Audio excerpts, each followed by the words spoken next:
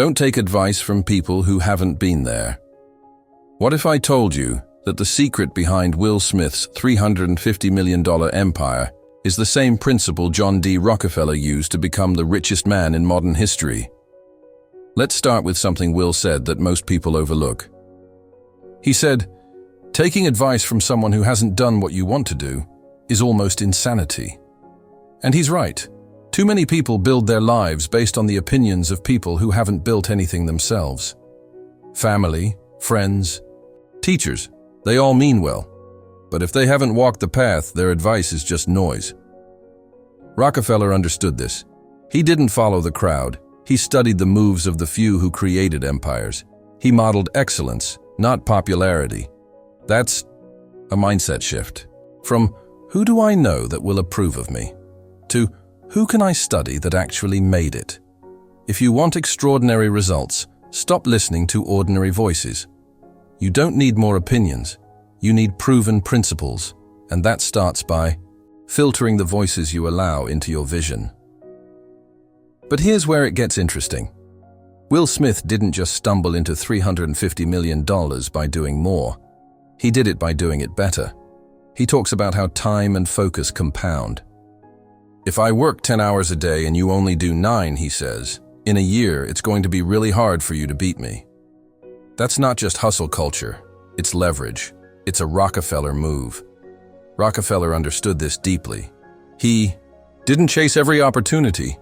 He chose the right ones and then poured focused energy into them until they became monopolies. He mastered oil. Will mastered acting. Same principle, different century. So what's the takeaway for us? You don't need to be in Hollywood or the oil business. You need to pick your one thing, the tip of your arrow, and go all in. Will said it best. Master one thing and everything else follows. Because once you pierce through with mastery, the universe starts letting everything else flow behind it. Money, respect, legacy. That's not a dream. That's a system. And it's one both Smith and Rockefeller used. Now, here's something that most people miss. Success is not just about effort. It's about alignment. Will shared that sometimes what you're good at is different from what you love. And that your real breakthrough comes when you align with your inner voice, when you choose the path that feels right, not just what looks profitable. That's a powerful Rockefeller lesson too. John D. didn't start in oil because it was trendy. He was a numbers guy, obsessed with precision, discipline, and order. He found something that matched his nature. He wasn't just playing the game, he was playing his game. Will figured out he was better at acting than music, even though he loved music more. That kind of clarity, choosing mastery over comfort, is what turns potential into empires. And when you do what's aligned with who you are, your results become inevitable. That's not magic. That's self-awareness, commitment, and time working together. Will also dropped a truth bomb that Rockefeller would absolutely endorse. Time applied is cumulative. He said if he works on his craft 10 hours a day and you only work 9, over time, it's not even close. That's compound interest in action. And that's a Rockefeller mindset. Rockefeller famously tracked every penny, every hour, every deal. Because he knew what you measure, you master. And Will Smith's approach to time is the same.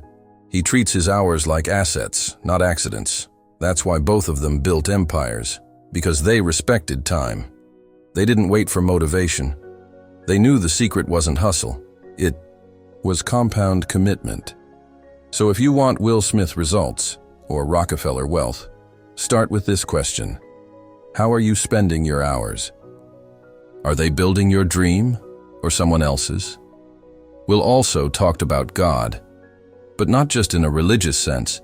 He described a creative energy, a force that is always building, expanding, and guiding. He said, if I connect with that energy, I become more powerful than I ever imagined. Rockefeller, too, believed in divine order. He often said his wealth was a gift from God, and he tithed 10% of his income from the beginning, even when he was earning cents a day. Both men, different eras, same truth. Success isn't just about what you do, it's about what you believe. This isn't woo-woo. This is alignment. This is trusting. There's a current beneath your feet that's stronger than effort alone. Will calls it energy. Rockefeller called it divine providence. Either way, it's the fuel for empires. So how do you use this? Start with clarity. What's your one thing? What is the arrowhead you'll sharpen until it breaks through the noise? Next, put in the hours. Like Will said, if you train 10 hours a day and someone else trains 9, time will make the difference. But most importantly, trust your own wings. Ask yourself, am I taking advice from people I wouldn't even switch places with? Stop, observe, choose better, and tap into that energy. Whether you call it God, the universe, or your inner compass, trust it, follow the signs, let it guide you to the right people, the right ideas, the right moves. Now here's what I want from you. Go to the comments and tell me, what's the one idea from Will Smith or Rockefeller that hit you hardest? I read them all, and I'll be answering with feedback. You're not just watching this, you're stepping into something bigger. Let's build. Will Smith's journey is not just about fame or fortune. It's about alignment.